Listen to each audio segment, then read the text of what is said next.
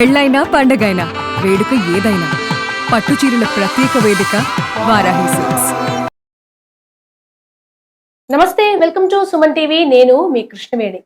ఈ జూన్ 1వ తేదీ నుంచి 15వ తేదీ వరకు కన్యా రాశి వారికి ఎలా ఉండబోతోంది? అయితే కన్యా రాశి వారు జాగ్రత్తగా వినండి. ప్రతిసారి రాశి ఫలితాల్లా కాకుండా ఈ 15 రోజులు విశేషంగా ఉండబోతున్నాయి. జూన్ 2న గురువు మారబోతున్నారు. ఆ మార్పు మీ మీద ఎలా ఉండబోతుంది, జీవితంలో వృద్ధిలోకి రావాలంటే ఏం చేయాలనేది గురువు గారు చెప్పింది ఆశాంతం వినవలసిందిగా కోరుతున్నాము. ఈ అంశాన్ని తెలియజేయడానికి ఈ రోజు మనతో పాటు ప్రముఖ జ్యోతిష్య శాస్త్రవేత్త, ఆధ్యాత్మిక పండితులు, సంకల్ప మందిర్ నిర్వాహకులు బ్రహ్మశ్రీ నందిభట్ల శ్రీహర్ శర్మ గారు ఉన్నారు. గురువు గారితో మాట్లాడదాం. గురుగారు నమస్కారం.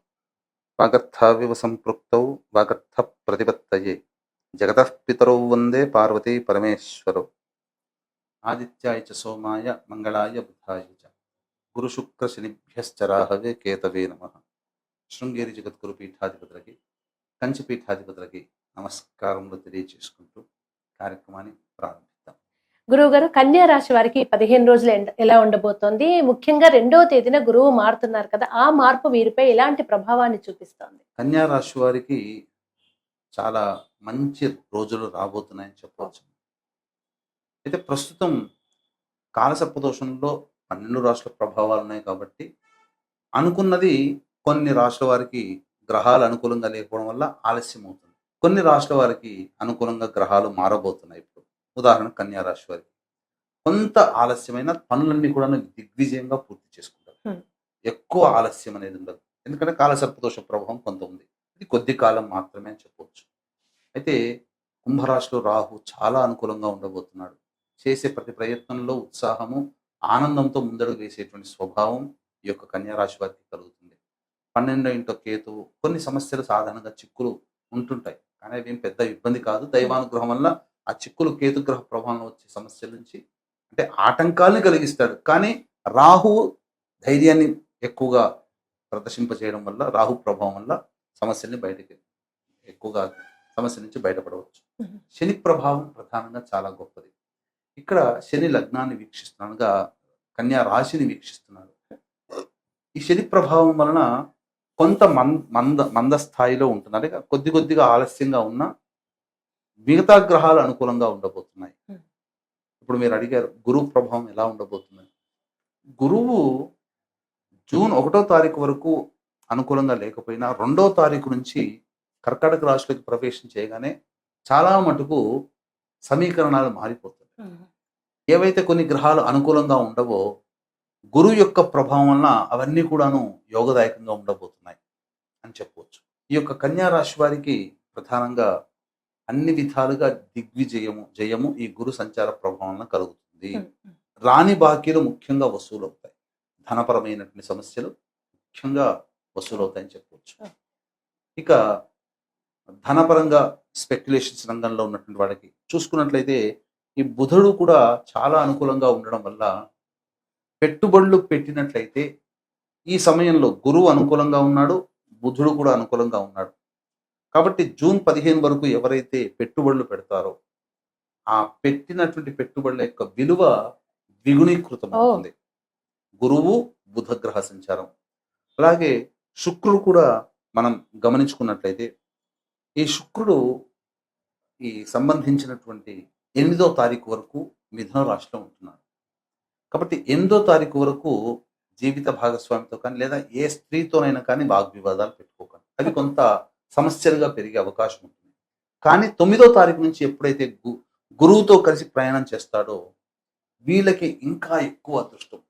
అంటే గురుడు మారినందువల్ల అత్యంత శుభకరంగా ఉన్నటువంటి రాశుల్లో కన్యా రాశి ప్రథమ స్థానం ఉంటుందని చెప్పవచ్చు. అన్ని విధాలుగా చక్కగా ఆనందకరమైనటువంటి జీవితాన్ని కన్యా రాశి వారు పొందుతారని చెప్పడంలో ఏమాత్రం సందేహం. అలాగే గురువు గారు, కన్యా రాశిలో జన్మించినటువంటి విద్యార్థులు, ఉద్యోగస్తులు, ముఖ్యంగా విదేశాల్లో ఉన్న వారికి ఎలా ఉండబోతుంది? ముఖ్యంగా ఈ కన్యా రాశిలో జన్మించినటువంటి వాళ్ళకి ఉద్యోగస్తులు కొంత సమయం వేచి చూడక తప్పదు. ఇప్పుడు కన్యా రాశి వారికి అనుకూలం కాదు. 8వ తారీఖు వరకు శుక్రుడు అనుకూలంగా లేడు, రవి కూడా అనుకూలంగా లేడు, కుజుడు అనుకూలంగా లేడు. 18వ తారీఖు నుంచి శని అనుకూలుడు అవుతాడు, అంటే శని కూడా అనుకూలంగా లేడు, కేతు అనుకూలంగా లేడు. మొత్తం కన్యా రాశి వారికి రాహువు, గురువు, బుధుడు ఈ 3 గ్రహాలే అనుకూలంగా ఉన్నాయి. మిగతా గ్రహాలు అనుకూలంగా లేవు. ఈ కారణం చేత గురువు ఎప్పుడైతే శుభకరుడుగా మారి మిగతా గ్రహాల యొక్క సంబంధించినటువంటి సహాయ సహకారాలు గురు ప్రభావంలో మొదలవుతాయో అప్పుడు బాగుంటాయి. అంటే ఉద్యోగస్తులు ఇంకొక 15 రోజులు వేచి చూడక తప్పదు. ఓ జూన్ 15 తర్వాత వాళ్ళు అనుకున్న విధంగా సంస్థల్లో ఉద్యోగం లభించడం, ప్రమోషన్స్ లభించడం, లేకపోతే ఉన్న సంస్థలోనే ప్రమోషన్స్ కానీ వేరే కొత్త సంస్థలోకి వెళ్ళడం, ఇలాంటివి చేసుకుంటే చాలా బాగుంటాయి. ఉహు. ఇంకా ముఖ్యంగా విదేశాల్లో ఉన్నటువంటి వాళ్ళకి మాత్రం స్థిరమైన సంపాదన వచ్చే అవకాశం ఉంటుంది. ఓ ఎవరైతే ఉద్యోగం చేస్తూ టెంపరరీగా జాబ్స్ చేస్తుంటారో వాళ్ళకి పనితనానికి మెచ్చి ఆ సంస్థలో స్థిరమైన ఉద్యోగం కానీ, లేకపోతే వేరే ఏదైనా కంపెనీలో మంచి ఆఫర్ రావడం కానీ, ఈ గురువు సంచారము శని ఆ, శని గు- గురువు కంట్రోల్లోకి శనికి వెళ్ళిపోతాడు 18వ తారీఖు నుంచి. హ్మ్. అప్పుడు వీళ్ళకి ఇంకా మంచిది. అంటే జూన్ 15 తర్వాత వీళ్ళకి యోగదాయకంగా మారబోతుంది. గురువుగారు, ఈ కన్యా రాశి వారికి జూన్ 1 నుంచి 15వ తేదీ వరకు రోజువారీగా ఎలా ఉండబోతోంది? తప్పకుండా మన రోజువారీగా ఏ విధంగా ఉండబోతుందో తెలుసుకునేందుకు వీక్షించే ప్రేక్షకులు కూడా మీరు ఎన్ని ప్రయత్నాలు చేసినా ఆ ప్రయత్నంలో తరచూ ఆటంకాలు ఎదురవుతున్నాయా? పని పూర్తయిన తర్వాత ఇంత కష్టపడి ఈ పని పూర్తి చేశానా అనే భావన కలుగుతుందా? లేదా అన్ని అవకాశాలు నోటిదాకా వచ్చి మన సొంతమయ్యే లోపలే వెనక్కి తిరిగి వెళ్ళిపోతున్నాయా? అలాగే వివాహం కాక, సంతానం కలక్క ఎప్పుడు ఎక్కువగా డైవర్స్లు అవుతున్నాయా? దాంపత్య జీవితం సరిగ్గా లేకుండా ఉంటుందా? తరచూ అనారోగ్యాలతో బాధపడుతున్నారా? అంటే ఎంత పని చేసినా ఎక్కడ వేసిన గొంగడ అక్కడ అన్నట్టుగా జీవితం ఉందా? నిజాయితీగా కష్టపడ్డా ఫలితం రావట్లేదా? అంటే ఖచ్చితంగా మీ కుటుంబంలో పంచశాప ప్రభావాలు ఉన్నట్టు లెక్క. అంటే స్త్రీ శాపము, గురు శాపము, దైవ శాపము, సర్పశాపము, పితృశాపము. ఈ పంచశాప ప్రభావ నివృత్తికి మన పీఠమాధ్వర్యంలో ప్రతి నెల 2వ ఆదివారంలో ఈ యొక్క కార్యక్రమాలు జరిపించడం జరుగుతుంది. నివారణ కార్యక్రమాలు రాలేని వాళ్ళ కోసం బ్రాహ్మణుని కర్తగా పెట్టి కూడా చేయించడం జరుగుతుంది. అవకాశం ఉన్నటువంటి వాళ్ళు స్క్రీన్ పై కనిపిస్తున్న నెంబర్కి కాంటాక్ట్ చేసి పూర్తి వివరాలు తెలుసుకోవచ్చు. ఇక గమనించుకున్నట్లయితే కన్యా రాశి వారికి 1వ తారీఖు చాలా అద్భుతంగా ఉంటుంది. అంటే రావాల్సిన రాని బాకీలు వసూలడము, లేకపోతే ఖర్చులు ఉన్నాయని అనుకున్నప్పుడు ఆ ఖర్చుకు తగ్గ డబ్బులు రావడము, ఎదుటి వాళ్ళ సహాయ సహకారాలు లభించడము, తద్వారా పనులన్నీ కూడా చక్కబెట్టుకుంటారు. రాని బాకీలు వసూలవుతాయి. 2, 3, 4 తేదీల్లో ముఖ్యంగా తల్లిగారి ఆరోగ్యం పట్ల శ్రద్ధ వహించాలి.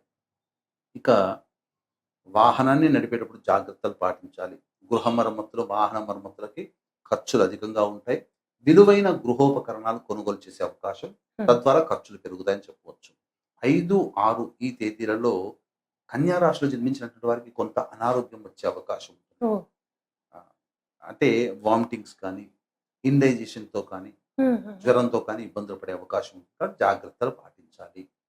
ఇక ప్రధానంగా అన్ని పనులు ఆలోచనకి పరిమితం అయితే తప్ప ఏది కూడాను కార్యరూపం దాల్చదు. కాబట్టి ఖర్చులు కూడా అధికంగానే ఉంటాయని చెప్పవచ్చు. ఇక 7, 8, 9, 10, 11 ఈ తేదీలలో గత కొన్ని రోజులుగా ఇబ్బందులు పడుతున్నటువంటి వాటికి సమస్యకి పరిష్కార మార్గాలు లభిస్తాయి. అంది వచ్చినటువంటి అవకాశాన్ని అందిపుచ్చుకోవడం ద్వారా సమస్యల్ని పరిష్కరించుకోగలుగుతారు. అలాగే ఇబ్బందుల నుంచి బయటపడే మార్గాలు కనబడతాయి. ధనపరంగా ఎటువంటి సమస్య ఉండదు. ఖర్చుకు మించిన ఆదాయం లభిస్తుంది. అంతా సంతోషంగా ఉంటుంది. విందులు వినోదాలు కుటుంబ సభ్యులతో ఆనందంగా గడుపుతారని చెప్పవచ్చు. ఇక ప్రధానంగా 12, 13 ఈ తేదీలలో మానసికమైనటువంటి ఆందోళన అధికంగా ఉంటుంది. అలాగే తెలిసిన వారితో, ఎదుటి వారితో నమ్మకస్తుల ద్రోహం వలన బాధలు ఎక్కువగా ఉండడం, వాగ్వివాదాలు ఎక్కువగా ఉండడం, ధన నష్టం కూడా ఎక్కువగానే ఉంటుందని చెప్పవచ్చు. ఇక 14, 15 ఈ తేదీలలో సంతాన మూలకంగా విభేదాలు, ఖర్చులు, సమస్యలు పెరుగుతాయి. సంతానంతో ఈ వైరుధ్య భావాలు పెరుగుతాయి. కాబట్టి లౌక్యంగా ఉండాలి. ఆస్తి, కోర్టు సంబంధించినటువంటి వ్యవహారాలు మీకు పరిశీలనలోకి వస్తాయని చెప్పవచ్చు. ధన్యవాదాలు గురువుగారు. సర్వం శ్రీ ఉమామహేశ్వర పరబ్రహ్మార్పణమస్తు.